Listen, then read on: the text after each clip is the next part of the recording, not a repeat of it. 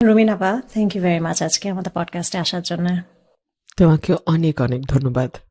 December 30 আজকে আজকে আমাদের ফর্মার মাননীয় প্রধানমন্ত্রীর ইন্তেকাল হয়েছে, খালেদা জিয়ার। আর আজকে আপনাকে বিএনপি থেকে বহিষ্কার করা হয়েছে, এটা নিয়ে একটু বলবেন আমাকে?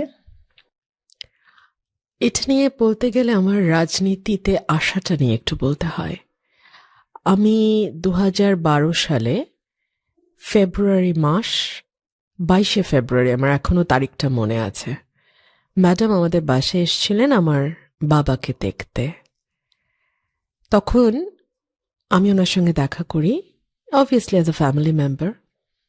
উনি আমার মাথায় হাত রাখেন এবং উনি খুবই স্বল্পভাষী একজন মানুষ, খুব কম কথা বলতেন, হাসতেন একটু, তাও খুব খুব ওয়াইড হাসি না, আমরা যেভাবে ওরকম না, খুব একটু মুচকি হাসতেন, কথা কম বলতেন। উনি একটা লাইন বলেছিলেন আমার মাকে, আপনার মেয়েটা খুব ইন্টেলিজেন্ট। তো তারপরে উনি চলে যান। ওই বছরই অক্টোবরে আব্বা মারা যান, 20শে অক্টোবর। ম্যাডাম তখন চায়নাতে ছিলেন একটা সফরে। উনি ওই দিনই ব্যাক করেন 20শে অক্টোবর 2012, এবং উনি ওনার বাসায় না গিয়ে সরাসরি আমাদের সমরিতা হাসপাতালে, যেখানে আব্বার ডেড বডি রাখা, ওখানে চলে আসেন আব্বাকে দেখতে, শেষ দেখা। এবং উনি তখন আমার মাথায় হাত দিয়ে কিছু বলেননি, উনি আমার মাথায় হাত রাখেন এবং কিছু না বলার মধ্যে দিয়ে উনি অনেক কিছু যেন আমাকে বলেন, যে বাবা নেই, আমার কোনো ভাই বোন নেই, আমার আত্মীয় স্বজনরা ম্যাক্সিমামই দেশের বাইরে, অ্যাজ ইফ উনি যেন আমার গার্ডিয়ান হিসেবে মাথায় হাতটা রাখেন। আমার ওই সময় তাই মনে হয়েছিল, অ্যাটলিস্ট আমার তাই মনে হয়েছিল। তারপর আমি তখন ফুল টাইম প্র্যাকটিশনার, সুপ্রিম কোর্টে খুবই বিজি একজন লয়ার। হঠাৎ একদিন একটা চিঠি পাই আমি গুলশান অফিস থেকে, and I was very surprised to see that letter. ওখানে বলা ছিল বিএনপির ফরেন অ্যাফেয়ার্স যে টিমটা, ওই টিমে 10 জন সদস্য, আমি তার একজন। I was very surprised to see the names as well, because I saw there the name of Sabiuddin Ahmed, Usman Farooq, Inam Ahmed Chaudhry, Shamsher Mobin Chaudhry. ওনারা ম্যাক্সিমামই আমার বাবার সময়কার পলিটিশিয়ান এবং আমার ছোট চাচার ফ্রেন্ড অনেকে। So I was very surprised. উনি আমাকে সেই টিমে নেন এবং সেখান থেকে আমার রাজনীতির যাত্রাটা শুরু হলো। আজকে আমার এখানে আসা এত দূর, এটা পুরোটাই ওনার আশীর্বাদে। আমি কথা বলছি বিকজ আমি 2018-তে যখন সংসদ সদস্য নির্বাচিত হই সংরক্ষিত মহিলা আসনে, উনি তখন কারাগারে। আমার জানা মতে উনি খুব শক্ত একটা মেসেজ দলকে পাঠিয়েছিলেন থ্রু দ্য সেক্রেটারি জেনারেল, যে ওনার পছন্দ আমি, ওই একটা আসনে যদি দিতেই হয় তাহলে সেটা যেন রুমিন ফারহানা হয়। সো আমার রাজনীতিতে জড়ানো, রাজনীতিতে পথ চলা, এতদূর আসা, পুরোটাই ওনার আশীর্বাদ, ওনার স্নেহ এবং আমার অভিভাবক হিসেবে ওনার থাকা, সেটা আমাকে এত দূর এনেছে। সো আজকে যখন সকালে আমরা ওনার মৃত্যু সংবাদ শুনি, সেটা পুরো বাংলাদেশের জন্য একটা শোকের দিন। এবং আজকে সন্ধ্যায় আমাকে বহিষ্কারের চিঠিটা দেয়া হয়। আমি এটার মধ্যে একটা ডিভাইন ইন্ডিকেশন দেখি। কিরকম? আমি এসেছিলাম যার কারণে, আমি ছিলাম যার ছায়ায়, তিনি এখন আর নাই, তিনি চলে গেছেন। এই দলটার সাথে আমার আজকে অফিসিয়ালি দলের পক্ষ থেকে যাত্রা শেষ। So somehow I sense a connection there. আপনাকে তো প্রথমে নমিনেশন দেয়া হয়নি, তারপরে আপনি ঘোষণা করলেন যে আপনি ইন্ডিপেন্ডেন্টলি করবেন। তো তারপরে আজকের দিনটাতে, যেদিন খালেদা জিয়ার ইন্তেকাল হলো, সেদিনই আপনাকে বহিষ্কার করাটা কি একটা, is it sending a message যে এখন things are going to B different? সেটা মানুষ বিচার করবে। তবে আজকের দিনে ইজা, বহিষ্কার বা যেটাই বলেন, কোনো সিদ্ধান্ত নেওয়ার জন্য কি আজকের দিনটাই ছিল? আমরা তো 2-3 দিন অপেক্ষা করতে পারতাম না? রাষ্ট্রীয় শোক ঘোষণা করা হয়েছে। দেখুন, আপনি যদি বলতে চান যে শো মাস্ট গো অন, সেটা সেই ক্ষেত্রেই প্রযোজ্য হয় যখন আসলে শোটা ওই দিন না করলে আর শোটা হবেই না। সেই সময়ের ক্ষেত্রে বলা হয় শো মাস্ট গো অন। এটা কি ধরনের শো? এটা তো রাজনীতি, এটা তো আমরা ইউর ওয়ার্কিং ফর পিপল। তো এখানে তো সবই হচ্ছে মানবিকতার ব্যাপার। একদম তাই। আমাকে একজন প্রশ্ন করেছিলেন যে রাজনীতি আর আবেগ তো একসাথে হয় না। আমি তাকে বলেছিলাম, আবেগ ছাড়া রাজনীতি হয় না। মানুষ আবেগের বশে হাসতে হাসতে জীবন দেয়। রাজনীতিতে জীবন দেওয়ার অসংখ্য নজির আছে। মানুষ হাসতে হাসতে তার চিরটা জীবন মানুষের জন্য স্যাক্রিফাইস করে। এটা কেবলমাত্র রাজনীতিতেই সম্ভব। সো আমার কাছে আবেগ ছাড়া রাজনীতি ব্যবসা চেয়ে বেশি কিছু না। গত 12 বছরে তো সবচেয়ে বেশি আমরা আপনাকে দেখে আসছি মিডিয়াতে ফাইটিং ফর বিএনপি। আপনি একমাত্র ছিলেন যে আওয়ামী লীগের এগেনস্টে কথা বলে আসছেন, খুব ওপেনলি ওদেরকে ক্রিটিসাইজ করে আসছেন, পার্লামেন্টে বলেন, মিডিয়াতে বলেন। এই সময় তো এখন বিএনপির অবস্থা খুবই ভালো। মোস্ট প্রবাবলি এখন ইলেকশনে ফেব্রুয়ারি 12 তারিখে 50-50 চান্স যে ওনারা পাওয়ারে আসবেন, তারেক রহমান প্রাইম মিনিস্টার হবেন। তো এই সময় আপনাকে বহিষ্কার করা, যেখানে 12টা বছর আপনি ওনাদের জন্য ওপেনলি আপনার লাইফ রিস্কে রেখে আপনি কথা বলে আসছেন। দেখুন, এই যে আপনি বললেন 50-50, এটা আমরা বলছি 25 সালের 30শে ডিসেম্বর। আপনি 24 সালের 30শে ডিসেম্বর যদি আমরা এটা নিয়ে আলোচনা করতাম, আমরা বলতাম 80-20। দেখেন, আনকনসিয়াসলি কিন্তু নিজেকে আননোটিসড অবস্থা আপনি কিন্তু বললেন 50-50। কেন এই 30% কোথায় গেল? এটা নিয়ে আমি কথা বলেছিলাম গত বছর। আমি বলেছিলাম পার্টির র্যাঙ্ক অ্যান্ড ফাইলে যা হচ্ছে, যেভাবে চাঁদাবাজি হচ্ছে, যেভাবে দখলবাজি হচ্ছে, যেভাবে বালু নিয়ে বালু মহলের ব্যবসা হচ্ছে, মাটি কাটার ব্যবসা হচ্ছে, মামলা বাণিজ্য হচ্ছে, ও মাই গড, মামলা বাণিজ্য হচ্ছে like anything. Party was very upset with me. কিন্তু দেখেন, আজকে অজান্তেই আপনি আমাকে 50-50 বলছেন।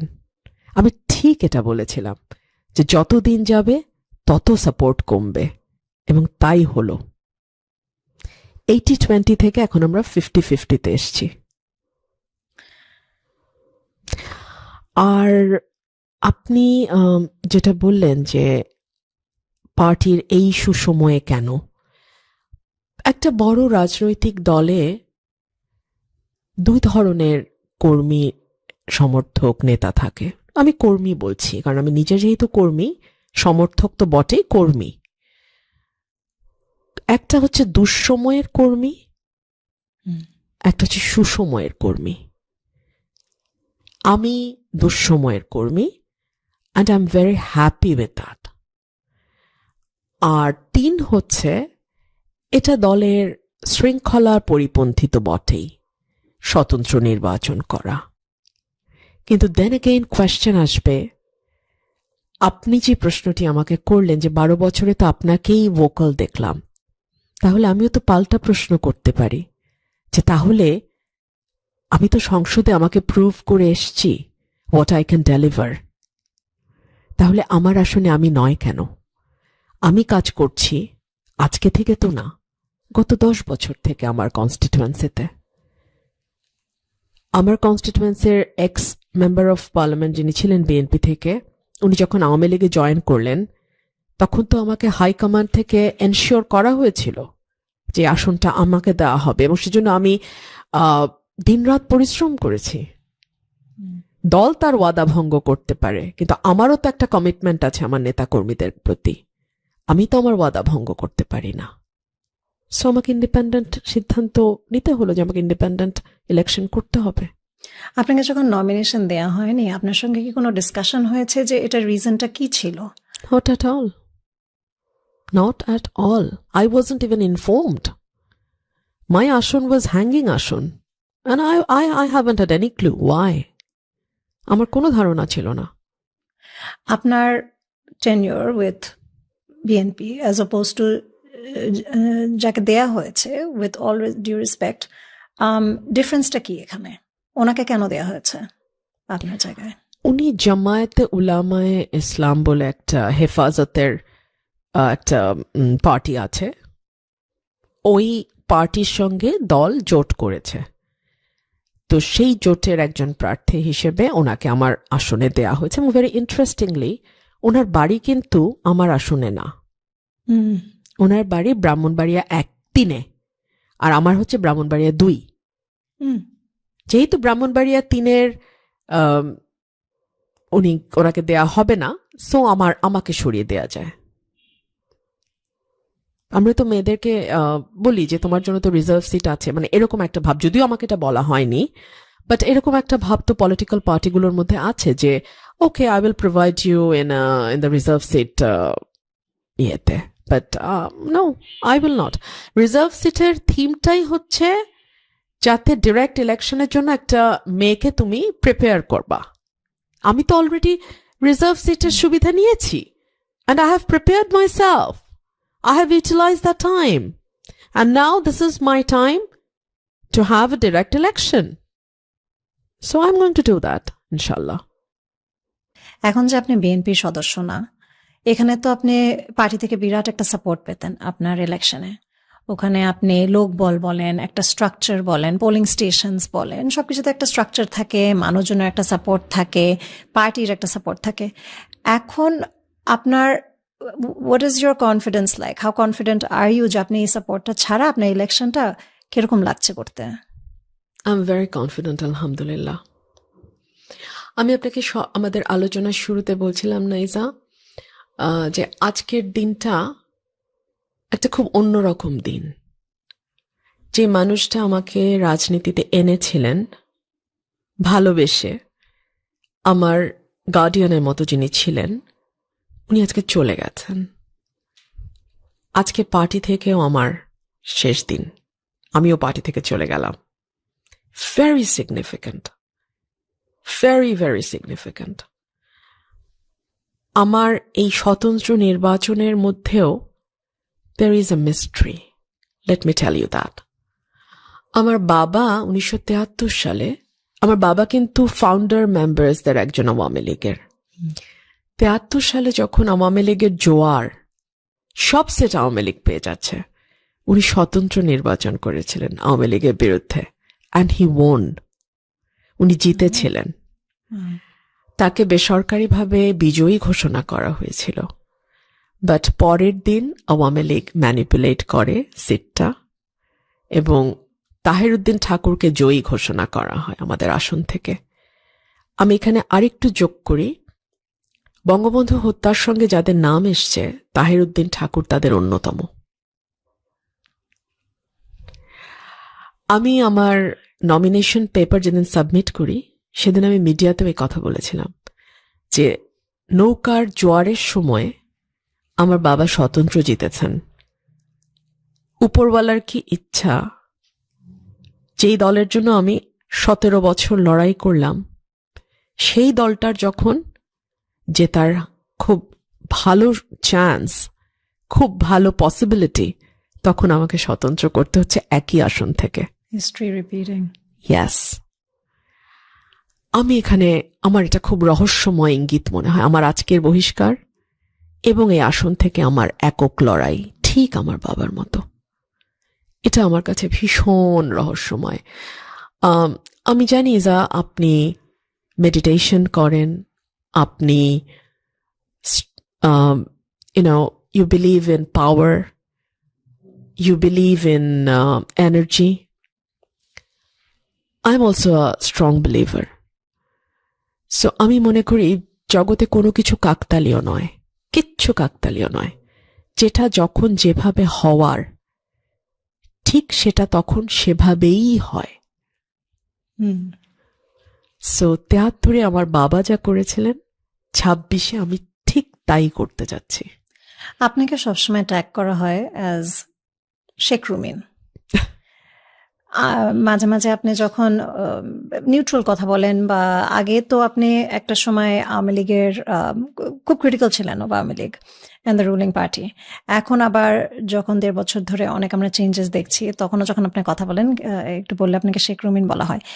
আপনার বাবা অলি আহাদ রাজনীতি করেছেন সে বঙ্গবন্ধুর সময় ল্যাঙ্গুয়েজ মুভমেন্টে, তখন তো আর কোনো পার্টি ছিল না। তো তারপরে ওনার একটা ফল আউট হয়েছিল বঙ্গবন্ধুর সাথে, যার জন্য উনি স্বতন্ত্র করেছেন। তো এই যে তারপরে এতটা বছর পরেও আপনাকে এখনো ট্যাগ করা হয় অ্যাজ আওয়ামী লীগ, আপনার কি মনে হয় এটার ব্যাপারে, কিরকম লাগে? এটা খুব ইন্টারেস্টিং। এটা ইন্টারেস্টিং এই কারণেই যে আওয়ামী লীগ যখন শোষকের চেয়ারে ছিল, শাসকের চেয়ারে ছিল, তখন I fought tooth and nail against them. But এখন চেয়ার পাল্টে গেছে। এখন শাসক এবং শোষকের চেয়ারে আরেকটা গ্রুপ অফ পিপল গেছে। আমার অবস্থান কিন্তু পাল্টায় নাই। আমার অবস্থান সবসময় মজলুমের পক্ষে। এখন কিন্তু আওয়ামী লীগ মজলুমের চেয়ারে। আই এম নট সেইং আমি আওয়ামী লীগের পক্ষে, বাট আমি যে কোনো অন্যায়ের বিপক্ষে। There is a thin line between these two. I am not in favor of anyone, but I am against any oppression. Any oppression. No matter what. আমার খুব কাছের কেউ যদি কাউকে অত্যাচার করে, অপ্রেস করে, অন্যায় করে, আমি ডেফিনেটলি তার বিরুদ্ধে দাঁড়াবো। That is how I am.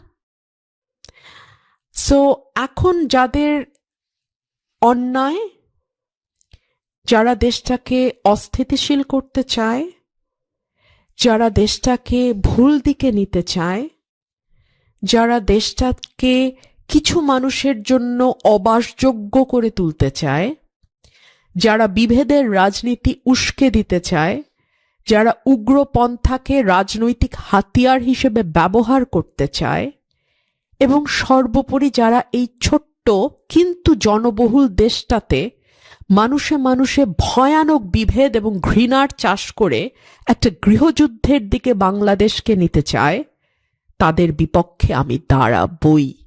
তাতে আমাকে শেখ রুমিন বলুক কিংবা রুমিন রহমান বলুক, আমাকে বিএনপির নাম ধরে ডাকুক আর আওয়ামী লীগের নাম ধরে ডাকুক, আমার কিচ্ছু যায় আসে না। আমি এখনো মনে প্রাণে বিশ্বাস করি noisy people are very limited. আমরা ওদের নয়েজটা খুব শুনি। ওরা ফেসবুকে অনেক সরব, ওদের এক একজনের 500টা করে ফেক অ্যাকাউন্ট, ওরা বট বাহিনী চালায়। সো আমরা মনে করি ওরাই বোধহয় বাংলাদেশ। না, ওরা কিন্তু সংখ্যালঘিষ্ঠ, দে আর দ্য মাইনরিটি। মেজরিটি কিন্তু চুপ থাকে। হ্যাঁ, এই চুপ থাকার মাসুল দিতে হয় পুরো দেশকে। তারা চুপ থাকে এবং তাতে পুরো দেশটা আরো আরো ডিজাস্টারের দিকে যায়। কিন্তু ভিতরে ভিতরে কিন্তু তারা জানে যে what Rumin is saying is right, what she's doing is right.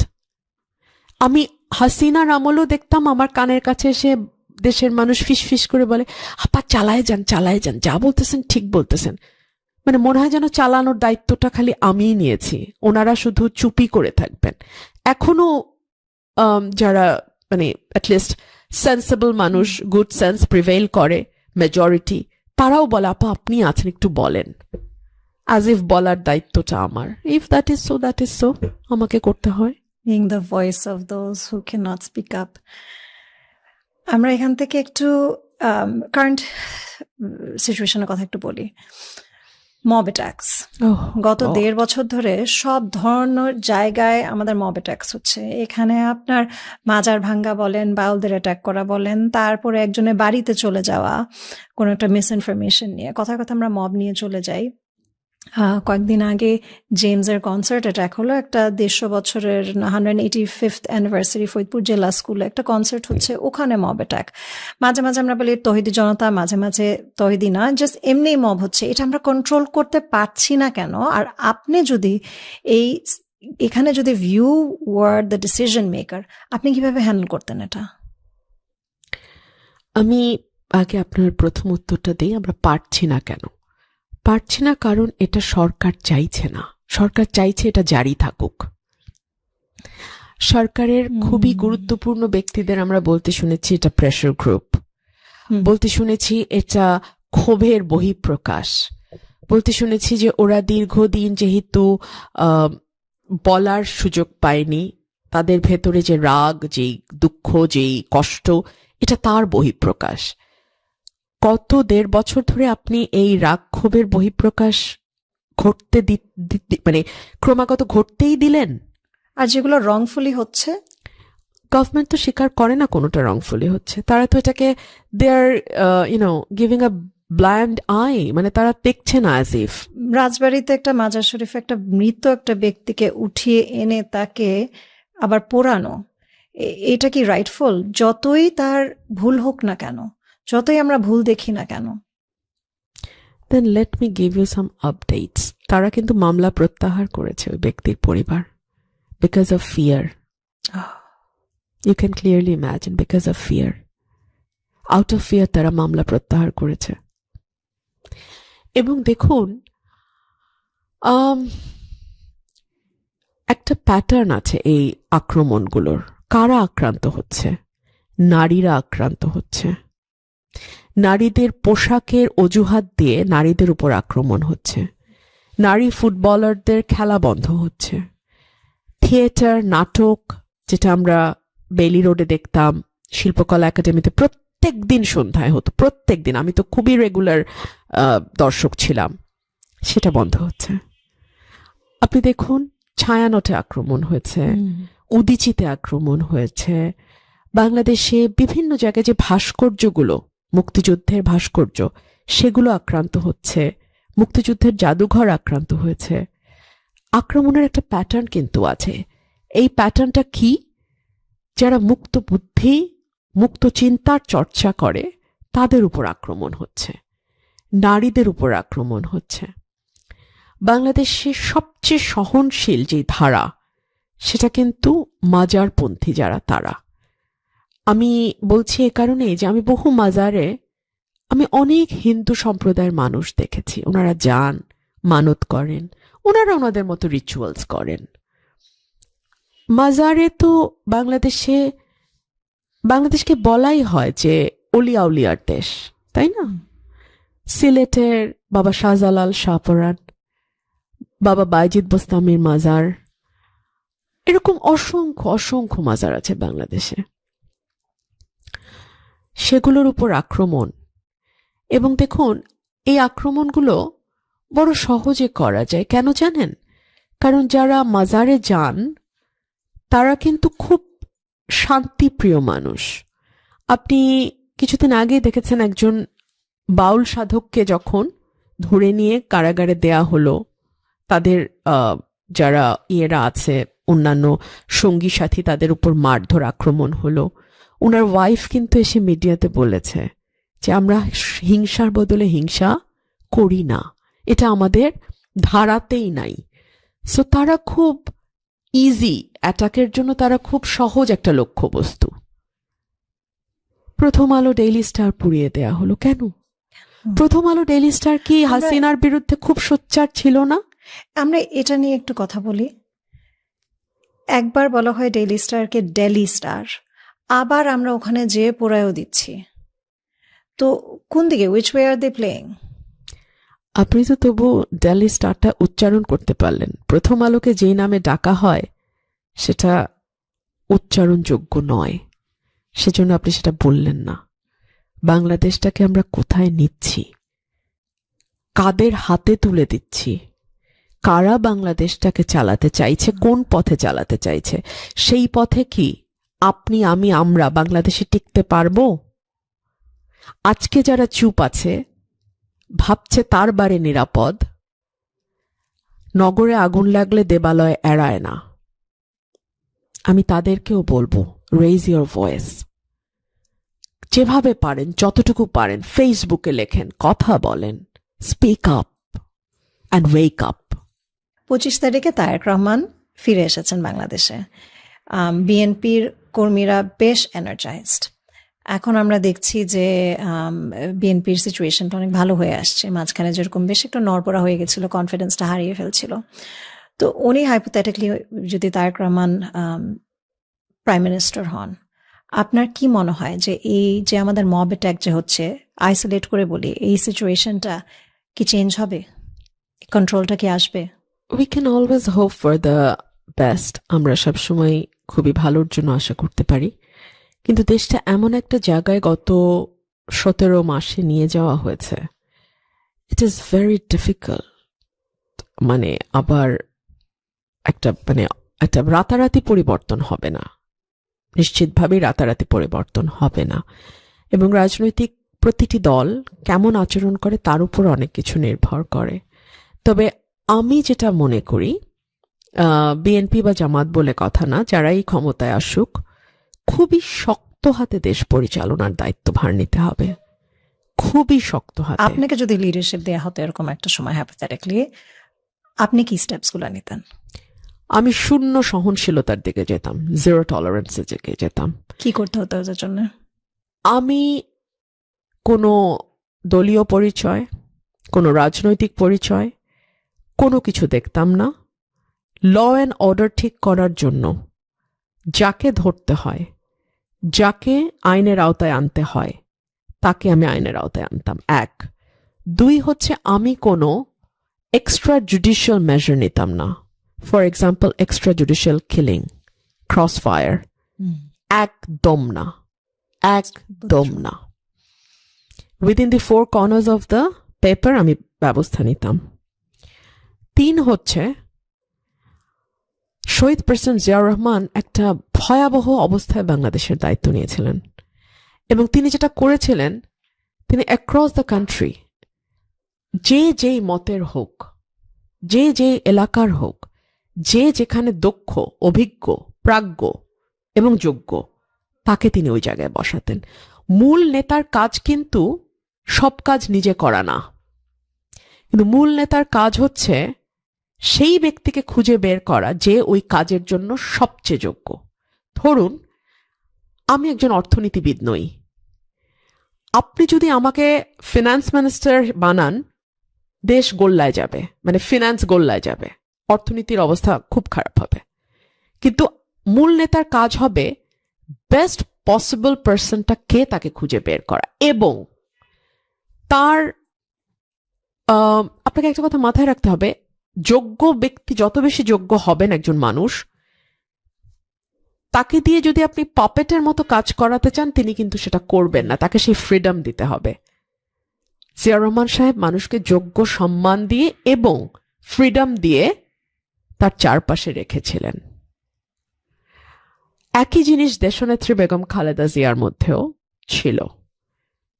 তিনি সাইফুর রহমানের মতো মন্ত্রী তার ক্যাবিনেটে ছিল, মওদুদ আহমেদের, ওনার অনেক সমালোচনা থাকতে পারে, কিন্তু বাংলাদেশে মওদুদ আহমেদ কোয়ালিফাইড একজনই আসেন, 2জনই আসেন, এরকম, হ্যাঁ, এরকম মানুষ তার ক্যাবিনেটে ছিল। সো আপনি ক্যাবিনেটটা কাদেরকে দিয়ে সাজাচ্ছেন ভীষণ গুরুত্বপূর্ণ। আপনি যদি মনে মনে ভাবেন আপনি মন্ত্রিত্ব দেবেন পাপেটদের, ক্যাবিনেট চালাবেন কিচেন ক্যাবিনেট দিয়ে, প্যারালাল গভর্নমেন্ট থাকবে, আপনি ফেল করবেন, মিজারেবলি ফেল করবেন। বিএনপি থেকে এখন লাইন আপ আছে এরকম কোয়ালিফাইড? এটা তো আমার কাজ না বের Ministry করা, আমি জানি না, বিএনপির দায়িত্বে যারা আছে তারা জানবে, আমি তো জানি না। এরকম মব অ্যাটাকস বা চাঁদাবাজি, বিএনপির উপরে অনেক এখন ক্লেমস আছে যে ওনাদের অনেক কর্মীরা প্রচুর চাঁদাবাজি করে আসছে, এটার জন্য কি অ্যাকশন নেওয়া হচ্ছে? বহিষ্কার করা হচ্ছে, 7,000-এর কাছাকাছি বহিষ্কার হয়ে গেছে। কিন্তু আপনি যখন লোয়ার টায়ারে বহিষ্কারটা আবদ্ধ রাখবেন, আপনি যখন আপনার প্রিয় মানুষদেরকে নোয়িং ফুললি ওয়েল তারা কি কি করছে ওই নামগুলো সেভ করে রাখবেন, বহিষ্কার করবেন না, কিংবা ধরুন 2 দিন পরেই আবার বহিষ্কার আদেশ তুলে নিয়ে তাদেরকে রিইনস্টেট করবেন, তখন আসলে বহিষ্কার কাজ করবে না। এই পার্টিতেও সেটা করে নাই। 17 মাস হয়ে গেছে, Yes. এটা তো 17 মাস ধরে দেখছি আমরা। তারেক রহমান আশা থেকে এটা চেঞ্জ হবে? We can always hope. We can always hope for the best. But the thing is, আমরা আসলে আর কতটুকু সময় এফোর্ড করতে পারবো এই অবস্থায়? Things are getting worse and worse every day. So আমরা আসলে আর কতটুকু এফোর্ড করতে পারবো, এটাও একটা প্রশ্ন। আমি যেভাবে দেখি যে Jamaat, all respect, and I think every party deserves to be in play. ওদের একটা ডিমান্ড আছে, ওদের ভোট আছে, বাংলাদেশ চাচ্ছে। এখন আমার জন্য ওনারা তো কোনোদিনও বাংলাদেশ অ্যাকনলেজ করেনি। তো আমি একটা ফ্রিডম ফাইটারের মেয়ে, তো আমার জন্য that makes a very big difference. তো তারপরে ধরেন এখন মনে হয় যে মাঝে মাঝে ওনারা যে ভাষায় কথা বলেন, আমি তো ওনাদের ভাষা বুঝি না, আমি এটাকে অ্যানালাইজও করতে যাব না। ওনারাও হয়তো বা আমার ভাষাও বুঝবে না। এখন দুইজন যদি 2 রকম ভাষা বলি, এখানে তো কখনো মিল হবে না। তো আমার ভোট দিতে হলে আমার একটা পার্টি আছে। সো আমার মতো এরকম অনেকে আছে যে আমরা খুব ধরে বসে আছি যে Tarique Rahman will be a very big change. আর না হলে আপনাদের মতো কিছু যে ইন্ডিপেন্ডেন্ট ক্যান্ডিডেটসদের উপরে আমাদের প্রচুর ভরসা। And we're looking at all of you with a lot of hope. Thank you so much. That being said, again, I'm a true believer of a democratic country, যেখানে আমার মনে হয় না যে আমাদের কোনো পার্টিকে কখনো ব্যান করা উচিত। জামাতকেও ব্যান করাটা ওয়াজ রং। আই অলসো থিঙ্ক আওয়ামী লীগকে ব্যান করাটা এখনো, এটা বললেও হয়তো বা এখন আমাকে ফ্যাসিস্ট বলা হবে, কিন্তু I think everyone should be at play. People should be able to select. While I don't, again, I'm going to keep reiterating, while I don't understand the language of Jamaat, I think they should still be at play. I do agree with you, totally. And যখন আওয়ামী লীগকে ban করা হলো, তখনও কিন্তু আমি বলেছিলাম যে কাগজে কলমে ব্যান করা কোনো রাজনৈতিক দলকে আসলে আপনি মাঠ থেকে মুছে ফেলতে পারবেন না, রাজনীতি থেকে মুছে ফেলা যায় না। ফেলা গেলে জামাতকে 2024-এ শেখ হাসিনা ব্যান করেছিল, কিন্তু দেখেন জামাত কিন্তু এখন ভেরি ক্লোজ টু পাওয়ার। সুতরাং আপনি আসলে কাগজে কলমে কাকে রাখলেন আর কাকে বাদ দিলেন কিছু যায় আসে না। আপনি কি জানেন বাংলাদেশে কিন্তু মুসলিম লীগ বলে একটা পার্টি এখনো টিকে আছে? তাই? ইয়েস, ইয়েস, এখনো। এবং ওখানে ওটার যিনি সভাপতি, ওনাকে আমি খুব ভালো চিনি। উনি একজন senior advocate, very learned person. কি করেন? মোহসেন রশিদ, উনি প্র্যাকটিস করেন। He is a full time practitioner in court. কিন্তু কোনো সিট আছে পার্লামেন্টে? না, এই মুহূর্তে নাই। না, কিন্তু আমি এটা বলছি এই কারণেই যে ধরুন কাগজে কলমে নিষিদ্ধ না হলো আমরা কিন্তু কেউ জানি না মুসলিম লীগের কথা। সেজন্য আমি এটা বলছি। Yes, it's very surprising. So আপনি কাগজে কাকে নিষেধ করলেন তাতে কিছু যায় আসে না। যে কোনো দলের, বড় দলগুলো বাংলাদেশে, BNP, Awami League, minimum 30% reserve vote. Reserve vote 30%। Floating ধরলে এটা sometimes it goes up to 40-42%. তো what will you do with that 30% people? আপনি কি তাকে, will you throw them in Bangopasagar? Will that work? এভাবে হয় না তো। সেজন্য আমি প্রথম থেকে বলেছিলাম ট্রুথ অ্যান্ড রিকনসিলিয়েশনের বাইরে বাংলাদেশে আর কোনো পথ নাই। ছোট একটা দেশ, ঘনবসতি, প্রত্যেকে প্রত্যেকের আত্মীয়, প্রত্যেকে প্রত্যেকের পরিচিত, মোরাললেস, সোসাইটি ওয়াইজ মোরাললেস।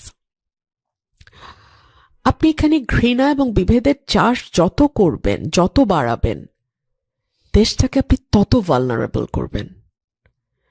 ছোট দেশ, ঘনবসতি, ইকোনমিক্যালি নট ডুইং গুড, এই সকল কিছু যদি ফ্যাক্টরসগুলো আপনি এক করেন, আপনি দেখবেন যে আমাদের ঐক্য এবং সংহতির বাইরে আর কোনো উপায় নাই। আমাদের ভৌগোলিক অবস্থানটা এমন যে এই দেশটার দিকে আমেরিকার যেমন নজর আছে, চায়নার নজর আছে, ভারতের নজর আছে, এখন তো পাকিস্তানও নজর দিচ্ছে, তাই না? মিয়ানমারের সাথে আমরা বর্ডার শেয়ার করি, একটা অস্থিতিশীল দেশ। ভারতের ব্যাপারে আমাদের ভীষণ রকম এক ক্ষোভের ব্যাপার আছে বাংলাদেশের মানুষের। 3 দিক ভারত দ্বারা আমরা সারাউন্ডেড। সো আপনি আসলে এই দেশটায় নিজেদের মধ্যে যদি সংহতি এবং ঐক্য না থাকে, আপনার পক্ষে আগানো খুব মুশকিল। বাংলাদেশে প্রতি বছর 2.2 million people are joining the workforce, কিন্তু আমাদের কোনো স্কিলড ওয়ার্কারের ডেভেলপমেন্ট হচ্ছে না। আমরা 2024-এ যে মুভমেন্টটা দেখলাম, আপরাইজ বলেন, এটা কিন্তু হয়েছে আমাদের ল্যাক অফ এমপ্লয়মেন্ট স্কিলসের জন্য, কোটা, জব কোটাটা নিয়ে। তো জব কোটা যতই আপনি ডেভেলপমেন্ট হোক না কেন দেশে, যত কিছুই নিয়ে আমরা রাজনীতি নিয়ে কথা বলি না কেন, আমাদের যদি চাকরি ভালো না হয়, পেটে ভাত যদি না থাকে, তাহলে তো কোনো কিছুই ভালো হবে না। How can we make our unskilled workers more skilled workers, আর how can we grow this whole bucket? কয়েক বছর আগে প্রথম আলোতে একটা নিউজ এসেছিল যে একজন টাইলস মিস্ত্রি পার মান্থ অলমোস্ট 90,000 থেকে 1 লাখ টাকা ইনকাম করে। তো একজন একটা কলাম লিখেছিল যে তাহলে আমরা কেন একজন গ্র্যাজুয়েট হয়ে ওই চাকরির পিছনে না দৌড়ে টাইলস মিস্ত্রি কেন হচ্ছে না? বিকজ আমাদের একটা ট্যাবু আছে আমাদের সমাজে, আমাদের সোসাইটিতে, যে আমার ছেলেকে MA পাস করতে হবে, MA পাস না করলে আমরা হলো না, এটা হতে হবে। এটা সমাজের চাপ, আমাদের পারিপার্শ্বিক চাপ। এই চাপটার কারণে যেটা হয়, প্রতি বছর অসংখ্য BA পাস, MA পাস মানুষ বের হয়, কিন্তু তাদের জন্য আমরা চাকরি তৈরি করতে পারি না, বিকজ তারা স্কিলড না। অন দি আদার হ্যান্ড, আপনি যদি দেখেন, যারা কোনো না কোনো কাজে দক্ষ, অর্থাৎ কেউ হয়তো টাইলসের কাজ করছে, কেউ হয়তো কাঠের কাজ জানে ভালো, কেউ হয়তো অন্য কোনো ট্রেনিং নিয়েছে, কম্পিউটারে ট্রেনিং নিয়েছে, হয়তো সে গ্র্যাজুয়েট না, তাতে কিছু যায় আসে না, সে ঘরে বসেই লক্ষর উপর টাকা ইনকাম করতে পারছে।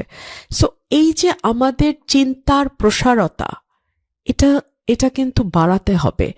আমরা যখন দেশের বাইরে যাই, তখন একজন প্লাম্বার ডাকতে গেলে আমাদের হার্টবিট বেড়ে যায়। You know it very well না, যে আল্লাহ কি জানি বিলটা আসে, $100 কম তো হবে না।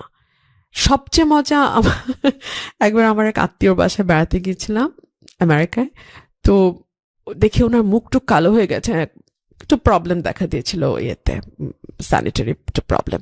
তো বললাম যে তুমি এটা ডাকো, প্লাম্বার ডাকো, হয়ে গেল।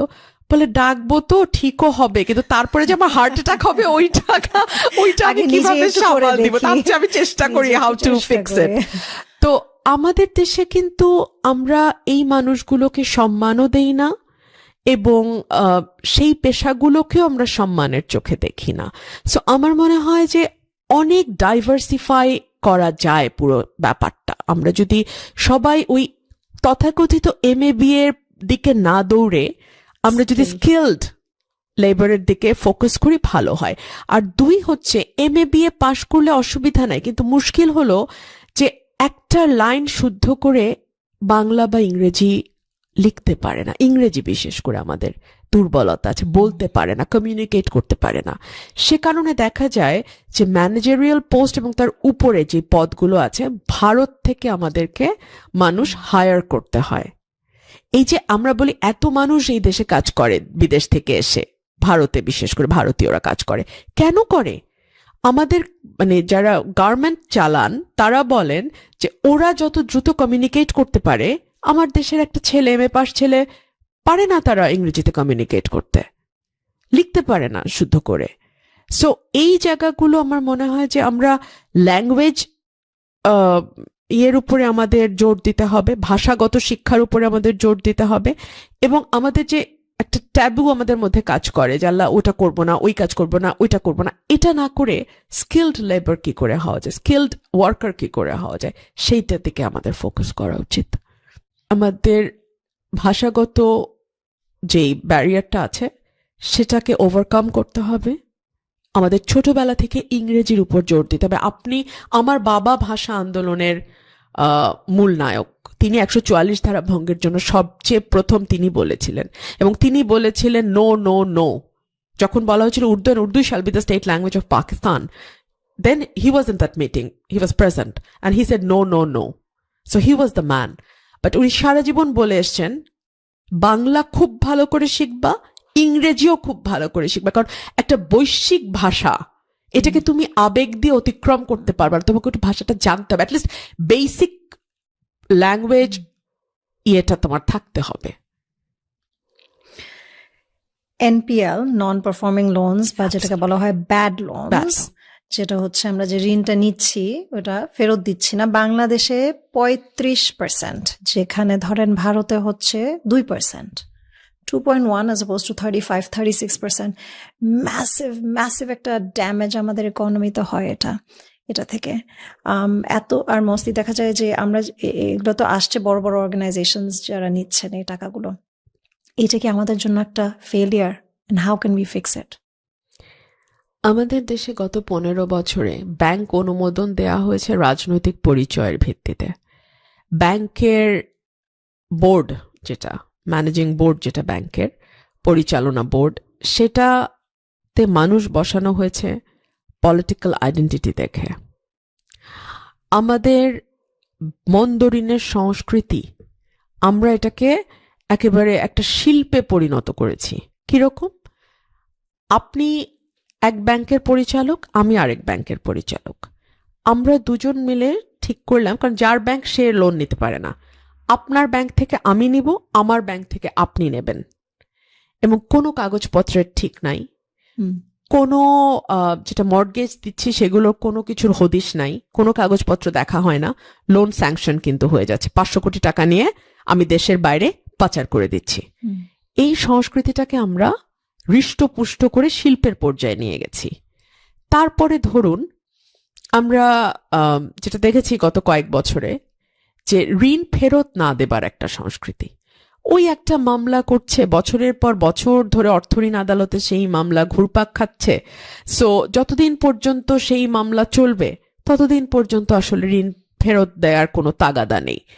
তারপরে যেটা হচ্ছে, আমরা রিশিডিউল করছি, সময় যায়, আমরা আবার একটু টাকা দিয়ে আবার রিশিডিউল করি, আবার একটু টাকা দিয়ে আবার রিশিডিউল করি।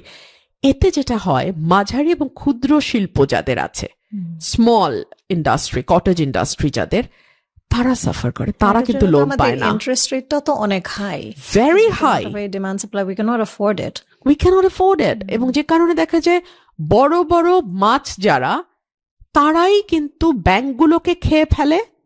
বড় বড় মাছগুলোর কারণে ছোট ছোট মাছগুলো বাজারে প্রতিযোগিতায় টিকতে পারে না, তারা থাকতে পারে না। এখন যে সলিউশনটা দেয়া হচ্ছে যে মার্জিং দ্য ব্যাংকস, যে ধরেন এখন 25টা ব্যাংকে কমিয়ে মার্জ করে 5টা ব্যাংক করে ফেলা হবে, এটার ব্যাপারে আপনার কি মনে হয়? দেখুন, since I'm not an economist, it's very difficult for me to make a comment. But what I think, যে লোন দেওয়ার আগে first you make sure that you will get it back. Secondly, Due diligence-টা করা। absolutely. And ব্যাংকের যেই legal section থাকে, প্রত্যেকটা ব্যাংকের legal section থাকে, একটা সাইট থাকে, ওদের কাজ হচ্ছে যে ভেট করা, যে কাগজগুলো দিচ্ছে, মর্টগেজ দেওয়ার যে কাগজপত্রগুলো দিচ্ছে, ওগুলো সব ঠিক আছে কিনা, সেগুলো যদি দেখে সঠিক মতামতের ভিত্তিতে লোন দেয়া না দেওয়ার সিদ্ধান্ত নেওয়া হয়, disregarding the political identity and friendship, তাহলে কিন্তু লোনগুলো রিকভারি করাটা অনেক ইজি হয়ে যায়। 3 হচ্ছে, আমরা কিন্তু ক্ষুদ্র এবং মাঝারি শিল্পকে কোনো প্রণোদনা দেই না, কোনো ইনসেন্টিভ দেই না, তাদের জন্য লোন পাওয়াটাও আমরা খুব ডিফিকাল্ট করি। অথচ ওরা কিন্তু অনেস্ট বিজনেসম্যান, ওরা কিন্তু অনেস্ট বিজনেস, কি বলবো, যে ইনস্টিটিউশন, ওরা কিন্তু ফেরত দিতে চায়, বিকজ ওরাই দেশেই ব্যবসা করবে এবং এই দেশেই মানি রান করবে, মুভ করবে, এই দেশের মধ্যেই করবে। বড় বড় ব্যবসায়ী, বড় বড় গ্রুপগুলো তো শত শত হাজার হাজার কোটি টাকা বিদেশে নিয়ে ওখানে তারা একটা সেফ জোনে রাখে, কিন্তু ছোট ছোট ব্যবসায়ীগুলো তো তা করে না। কিন্তু আমাদের interest rate is so high, it is very difficult for them to manage a loan. আবার আমাদের ওদের জন্য সব নিয়ম কানুন কঠোর হয়ে যায়, কিন্তু বড় বিগ ফিশদের জন্য কোনো নিয়ম কানুনই কাজ করে না। সো এই জায়গাগুলোতে রিফর্ম আনা দরকার। এবং আমি যেটা বলছি যে প্রত্যেকটা ইনস্টিটিউশনকে তার নিজের ভিত্তির উপরে দাঁড়াতে দিতে হবে। আমরা সবকিছু পলিটিসাইজ করে ফেললে তো হবে না। আমরা গত কয়েক বছরে তো সবকিছু পলিটিসাইজ হয়ে যেতে দেখেছি। বাংলাদেশে আমাদের সবচেয়ে লোয়েস্ট ট্যাক্স টু জিডিপি 6.8%, প্রায় 200 মিলিয়ন মানুষ, 180 মিলিয়ন পিপল, ওখানে 1 মিলিয়ন মানুষ শুধু ট্যাক্স দিচ্ছে। 10 লাখ মাত্র। Yes, 1 million. মিলিয়ন। সো এই 1 মিলিয়ন মানুষ থেকে আপনি রেভিনিউ কতই বা পাচ্ছেন? সো এই রেভিনিউ দিয়ে এই পরিমাণ লোক মানুষ দেশ চালানো ইজ ক্লোজ টু ইম্পসিবল। আমরা প্রায় সময় ঋণ নিয়ে থাকি বড় বড় ডেভেলপমেন্ট করার সময়। এটার সলিউশনটা কি? দেখুন, আমাদের এই যে 10 লক্ষ মানুষ যারা ট্যাক্স আইডেন্টিফিকেশন নাম্বার আছে, টিন নাম্বার আছে, তারা কিন্তু সেই মানুষগুলো যাদের উপরে প্রতিবারই ট্যাক্সের বোঝাটা চলে আসে। এর বাইরে একটা হিউজ গ্রুপ অফ পিপল যারা ট্যাক্সেবল ইনকামেরও অনেক কয়েক গুণ বেশি ইনকাম করে, কিন্তু তারা ট্যাক্সের আওতায় আসছে না। ধরুন, ঢাকা শহরে এমন অনেকে আছেন যাদের হয়তো 4-5টা বাড়ি আছে, অ্যাসেট আছে, সেখান থেকে তারা হিউজ ভাড়া পান, এটাই তাদের প্রফেশন। সো তাদের যেহেতু টিন নাম্বারের খুব দরকার হয় না, বিকজ টিন দরকার কখন? যখন আপনি কোনো ব্যবসা খুলছেন, কোনো দোকান দিচ্ছেন, কোনো অফিসে কাজ করছেন, তখন। এই মানুষগুলো কিন্তু ট্যাক্সের আওতার বাইরেই থেকে যাচ্ছে। আমাদের কিন্তু কোনো ওয়েলথ ট্যাক্স নাই। ট্যাক্সের আওতা না বাড়ালে মানুষ এই 10 লক্ষের মধ্যে ঘুরপাক খেলে কিন্তু আপনি কখনো ট্যাক্স জিডিপি রেশিও বাড়াতে পারবেন না। 1, 2 হলো আমাদের যেই মানুষগুলো হিউজ ওয়েলথ আছে যাদের, আমাদের বাংলাদেশে কিন্তু কোনো ওয়েলথ ট্যাক্স নাই। ওয়েলথের উপরে কোনো ট্যাক্স আপনাকে দিতে হয় না। ধরুন, গুলশানে আপনার 1 বিঘা জায়গা আছে, উইচ অ্যামাউন্ট টু 200 কোটি টাকা, কিন্তু ওইটার উপরে আপনাকে কোনো ট্যাক্স দিতে হচ্ছে না। সো ওয়েলথ ট্যাক্সটা for holding that well. আচ্ছা, not from the income. I'm guessing Not from if the there is income. an income, there's revenue coming, there's taxes. Absolutely, মানে আপনি শুধু বাড়ি ভাড়াটার বাবদ আপনার যে ইনকাম হচ্ছে সেইটার উপর আপনি ট্যাক্স দেবেন, কিন্তু আপনার যে একটা ওয়েলথ আছে 200 কোটি টাকা, যেটার উপর আপনি বসে আছেন, সেটার উপর ট্যাক্স। আমি একবার পার্লামেন্টে একদম হিসাব করে দেখিয়েছিলাম যে ধরুন আপনি গুলশানে 200 কোটি টাকার একটা প্রপার্টির মালিক, আপনি কাজ করেন, ধরেন আপনি ইনকাম ট্যাক্সে শো করছেন সামহাও 1 লাখ টাকা, আপনাকে ওই 1 লাখ টাকার উপরে আপনাকে ট্যাক্সটা দিতে হবে। আর একজন চাকুরিজীবী যার বেতনই হয়তো 1 লাখ 1.5 লাখ টাকা, তারও কিন্তু ওই টাকাটার উপরেই দিতে হচ্ছে, অথচ সে থাকছে একটা 20,000 বা 25,000 টাকার অ্যাপার্টমেন্টে ভাড়া। সো ওয়েলথ ট্যাক্স আমাদের নাই। এই জায়গাগুলোতে যদি কাজ করা না হয়, বিশেষ করে অর্থনীতিবিদদের নিয়ে, যারা সত্যিকার অর্থে অর্থনীতিটাকে বোঝেন, অভিজ্ঞতা আছে, কাজ করেছেন, তাদেরকে নিয়ে, না হলে আপনার পক্ষে ডেভেলপ করা সম্ভব And না। more on focusing on the top 20% rather than the 80%. Below. Absolutely. Absolutely. আমরা বড় বড় মাছগুলোর দিকে তাকাতে চাই না, আমাদের নজর থাকে ছোট ছোট মাছগুলোর দিকে। বাংলাদেশে সবচেয়ে বড় আমাদের ইনকাম সোর্স হচ্ছে আরএমজি, রেডিমেড গার্মেন্টস, এক্সপোর্ট, আর হচ্ছে রেমিটেন্স থেকে। 45 বিলিয়ন আপনার গার্মেন্টস থেকে আসছে, আর $25 বিলিয়ন আসে আপনার অ্যানুয়ালি রেমিটেন্স থেকে। এটা তো একটা লেভেলে যাচ্ছে। How do we increase it? How do we sustain ইট?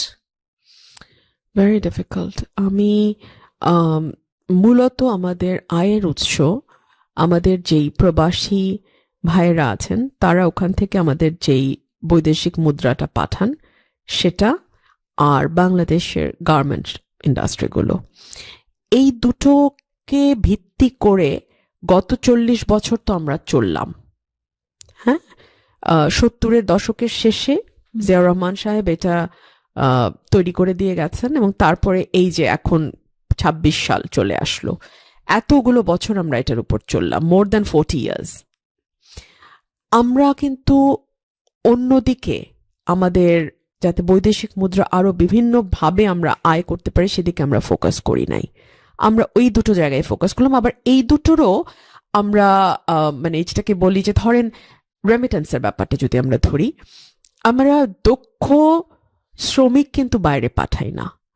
অদক্ষ শ্রমিকের মজুরি অনেক কম হয়, বেতন কম হয়, তাদের ম্যানিপুলেটেড হওয়ার চান্স অনেক হাই থাকে। আবার অনেকে আছে যারা হয়তো সরকারিভাবে যায় না, জনশক্তি রপ্তানি আমাদের যেই ব্যুরো আছে সেখান থেকে না গিয়ে, মানে ফর্মাল প্রসেসে না গিয়ে, প্রপার চ্যানেলে না গিয়ে, অনেকে আছে যারা ভূমধ্য সাগর পাড়ি দিয়ে, হ্যাঁ, ইটালি বা ইউরোপের দেশগুলোতে পৌঁছানোর চেষ্টা করে।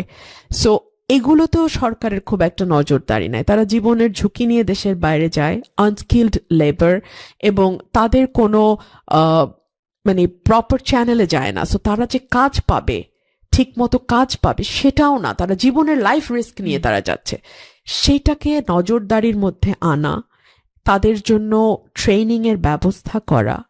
আবারও আমি বলবো ইজা, ভাষার শিক্ষা খুব জরুরি। আপনি যেই দেশে পাঠাবেন সেই দেশের বেসিক ল্যাঙ্গুয়েজটা যদি না জানে, আর বেসিক ল্যাঙ্গুয়েজ সেই দেশেরটা যদি আপনি না পারেন, অন্তত আন্তর্জাতিক স্বীকৃত যেই ভাষা ইংরেজি, সেটাতেও যদি আপনার বেসিক শিক্ষাটা না দিয়ে পাঠান, তাহলে কিন্তু আপনি এই সেক্টরটাতে এর চেয়ে আর ভালো করতে পারবেন। আপনি কিন্তু এক জায়গায় আটকে আছেন আজকে বহু বছর, এর চেয়ে বেটার আপনি করতে পারবেন না।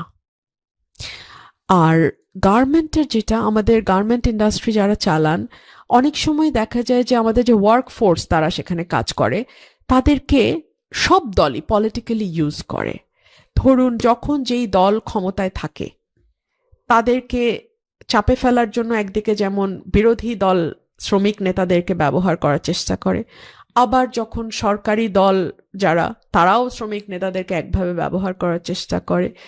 অর্থাৎ একটা আনরেস্ট সবসময় আপনি খেয়াল করবেন এই গার্মেন্ট ইন্ডাস্ট্রিকে ঘিরে, দেশের ভেতরেই এক ধরনের আনরেস্ট আছে। তারপরে তো বিশ্বের অন্যান্য দেশের সঙ্গে কম্পিটিশন করবার জন্যে যে পরিমাণ দক্ষতা দরকার, যেহেতু এখন যেটা বলা হয় যে ফোর্থ জেনারেশন এখন, মানে মেশিনারিজ যেদিকে যাচ্ছে, এআই চলে এসছে, অনেক শ্রমিক ছাঁটাই হয়ে যাবে আমার এই সেক্টর থেকে। তাদেরকে আমরা কোথায় প্রোভাইড করব? আমরা অনেক বেশি মেশিনারিজের উপর ডিপেন্ডেন্ট হয়ে যাব যদি আমরা আগাতে চাই। তখন আমরা এই শ্রমিকদেরকে কোথায় নিব? এই জায়গাগুলোতে নেক্সট যারা সরকারে আসবে তাদেরকে কাজ করতে আর হবে। আমরা যে এত সোললি গার্মেন্টস এর উপর ডিপেন্ডেন্ট, যেখানে ধরেন ইন্ডিয়া, ভিয়েতনাম ডাইভার্সিফাই করে ফেলছে, ওদের অনেকগুলো প্রোডাক্টস আছে। আমাদের ওখানে খুব বেশি হলে একটু লেদার, জুট, ফিশারিজ খুব কম, খুব কম। খুব কম। আর আমরা যে আমাদের ডাইভার্সিফিকেশনের জন্য আমরা কি করতে পারি? আমাদের তো আগে ব্যবসা বান্ধব পরিবেশ তৈরি করতে হবে। ধরুন বাংলাদেশে আপনি যখন একটা ব্যবসা শুরু করতে যাবেন, আপনার কোনো ওয়ান স্টপ সার্ভিস সেন্টার নাই, আপনার গ্যাস এবং বিদ্যুতের সহজ প্রাপ্যতা নাই, আপনাকে নানানভাবে আমলাতন্ত্রের হেনস্থার শিকার হতে হয়, ঘুষ দিতে হয়।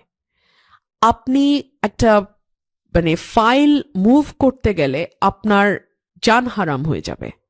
ব্যাংক লোন পাওয়া ডিফিকাল্ট, লোন পেলে interest rate is very high, as we have just discussed. এইরকম নানান মানে কি বলবো, এরকম নানান নেগেটিভিটির মধ্যে একটা ব্যবসা দাঁড় করানো বাংলাদেশে এবং সেখানে ইনভেস্ট করা ঝুঁকি নিয়ে খুব কঠিন। বাংলাদেশে তো আপনাকে যেটা বলা হয় যে ইজ অফ ডুইং বিজনেস এর যে ইন্ডেক্স, বাংলাদেশ কিন্তু অনেক নিচে, আর গত 1.5 বছরে তো আরো কমে গেছে। বা একদম একদম। আনরেস্ট। এবং আমাদের ফরেন ডিরেক্ট ইনভেস্টমেন্টও হয় নাই, আসে নাই, দেশের ভিতর থেকেও ইনভেস্ট হয় নাই। আপনি জানেন ব্যবসায়ীরা সবাই হাত বন্ধ করে বসে আছে যে একটা স্টেবল সরকার আসুক। এবং stability, political stability is very important for investment. একটা অস্থিতিশীল সরকার যখন থাকে, পলিটিক্যাল আনরেস্ট যখন হইতে থাকে, তখন কিন্তু কেউ দেশি বিদেশি কোনো বিনিয়োগকে আপনি আকৃষ্ট করতে পারবেন না। স্টেবিলিটি আনতে গিয়ে তো দেখা গেল যে আমাদের গত 2 ইলেকশনে আমাদের ফ্রি অ্যান্ড ফেয়ার ইলেকশন আমরা দেখিনি। এবার কি মনে হয় ফ্রি অ্যান্ড ফেয়ার ইলেকশন হবে? আমি জানি না কেন বলছি এই কথা ইসা। আমি ল অ্যান্ড অর্ডার সিচুয়েশন আপনিও দেখছেন, আমিও দেখছি, ভালো না, একদম ভালো না। টার্গেট কিলিং হয়েছে বেশ কয়েকটা, শুধু ওসমান হাদি কথা না, আমাদের চট্টগ্রামে বিএনপির একজন প্রার্থীকেও গুলি করা হয়েছে। এরপরে এভরিডে কোথাও না কোথাও কিছু না কিছু কিন্তু হচ্ছে। আমরা একজন স্বরাষ্ট্র উপদেষ্টা পেলাম যিনি বললেন যারা প্রার্থী হবে তারা চাইলে বন্দুকের লাইসেন্স নিতে পারে। মানে অ্যাজ ইফ এই দেশে কোনো আইন কানুন, পুলিশ, ল এনফোর্সিং এজেন্সি কিচ্ছু নাই। ওই যার যার নিরাপত্তা শেষে নেবে।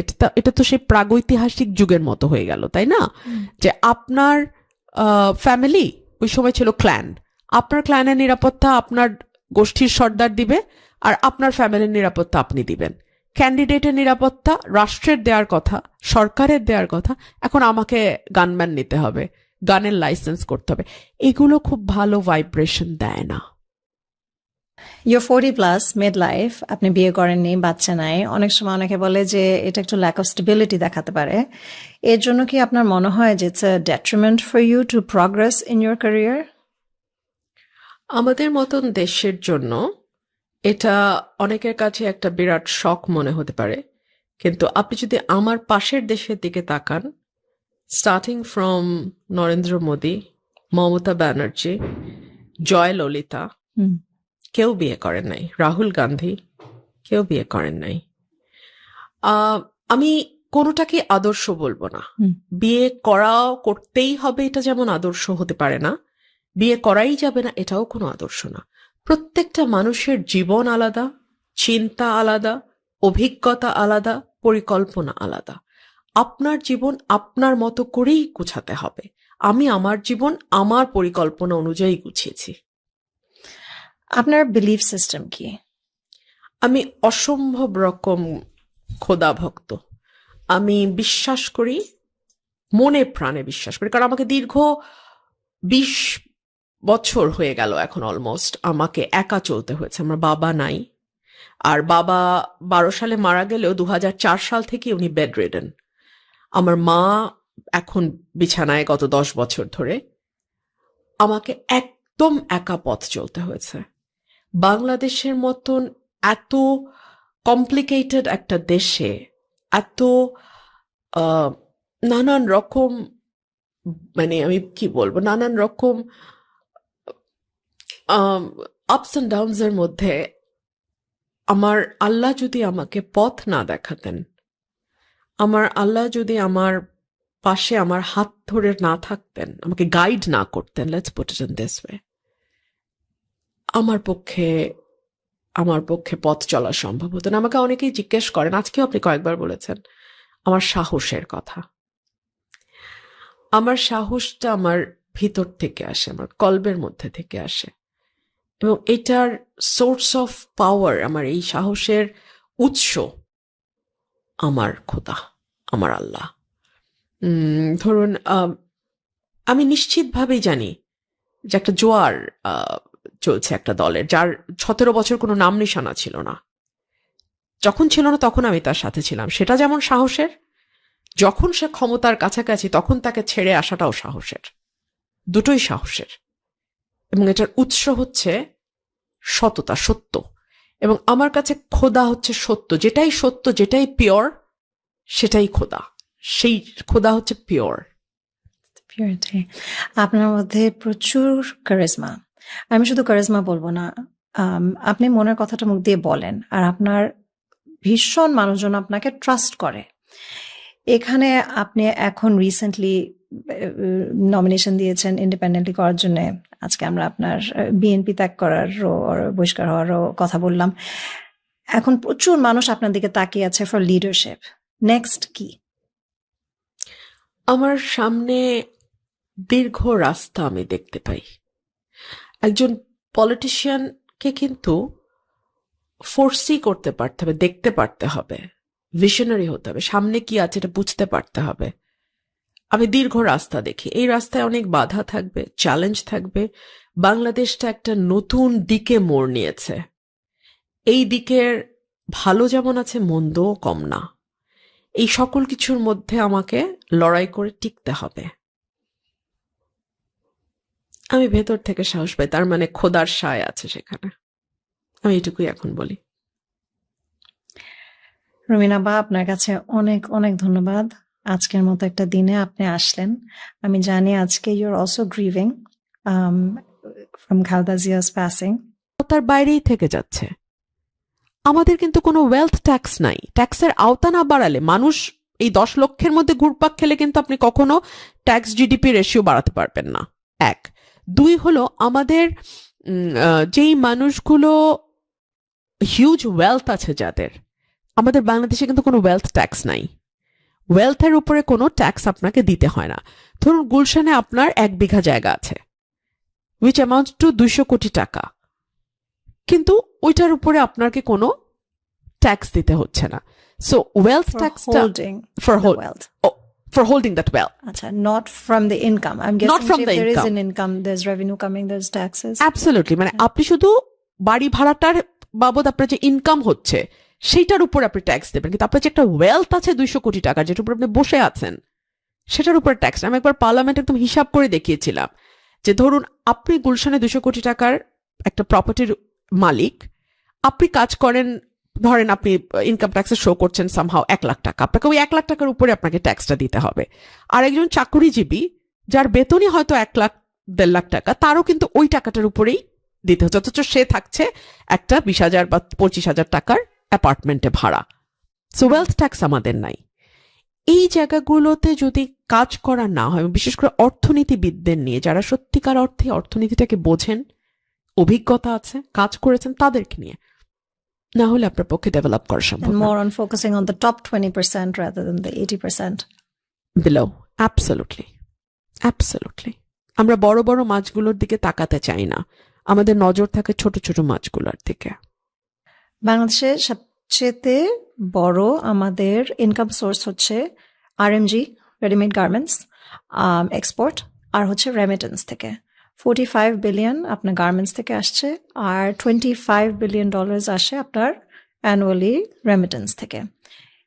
এটা তো একটা লেভেলে যাচ্ছে। How do we increase it? How do we sustain ইট?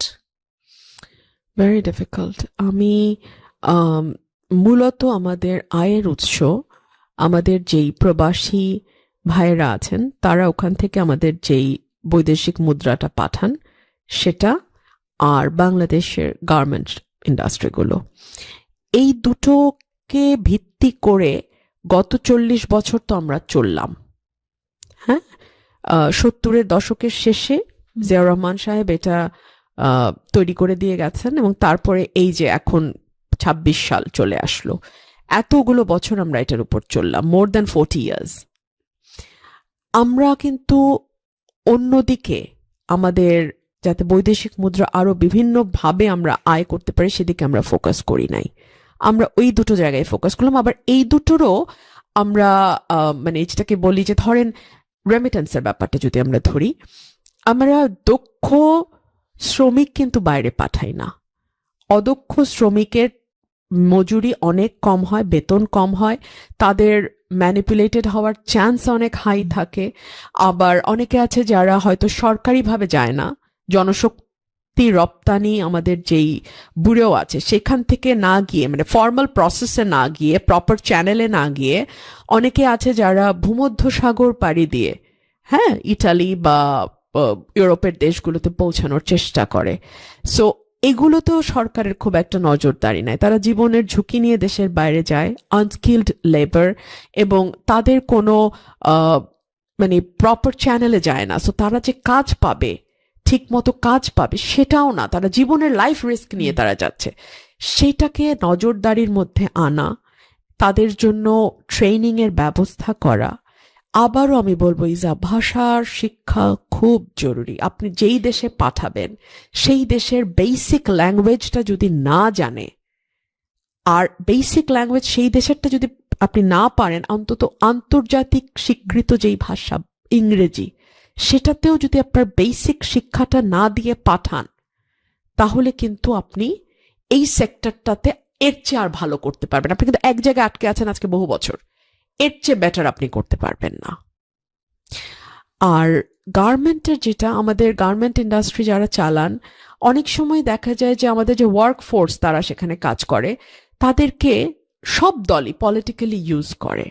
তো ধরুন যখন যেই দল ক্ষমতায় থাকে তাদেরকে চাপে ফেলার জন্য একদিকে যেমন বিরোধী দল শ্রমিক নেতাদেরকে ব্যবহার করার চেষ্টা করে, আবার যখন সরকারি দল যারা তারাও শ্রমিক নেতাদেরকে একভাবে ব্যবহার করার চেষ্টা করে। অর্থাৎ একটা আনরেস্ট সবসময় আপনি খেয়াল করবেন এই গার্মেন্ট ইন্ডাস্ট্রিকে ঘিরে দেশের ভেতরেই এক ধরনের আনরেস্ট আছে। তারপরে তো বিশ্বের অন্যান্য দেশের সঙ্গে কম্পিটিশন করবার জন্যে যে পরিমাণ দক্ষতা দরকার, যেহেতু এখন যেটা বলা হয় যে 4th জেনারেশন এখন মানে মেশিনারিজ যেদিকে যাচ্ছে, এআই চলে এসছে, অনেক শ্রমিক ছাঁটাই হয়ে যাবে আমার এই সেক্টর থেকে। তাদেরকে আমরা কোথায় প্রোভাইড করব? আমরা অনেক বেশি মেশিনারিজের উপর ডিপেন্ডেন্ট হয়ে যাব যদি আমরা আগাতে চাই।